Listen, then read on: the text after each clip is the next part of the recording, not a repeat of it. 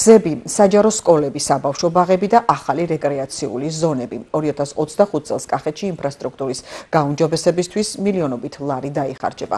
თანხები გამოიყოფა როგორც მუნიციპალიტეტების, ისე ცენტრალური ბიუჯეტიდან. კახეთში სახელმწიფო რწმუნებულის გიორგი ალადაშვილის ინფორმაციით, მომავალი წელი საკმაოდ დატვირთული იქნება და სამუშაოები ყველა რაიონში აქტიურად ჩატარდება.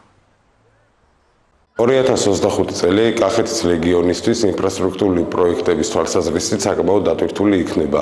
რეგიონში განსახორციელებელი პროექტების ფონდებიდან მომავალი წლისთვის გამოყოფილია 59 მილიონ ლარამდე, რომელიც მოხმარდება საგზაო ინფრასტრუქტურას, სკვერების კეთილმოწყობას და ასევე სპორტული ინფრასტრუქტურის მოწყობა რეაბილიტაციას.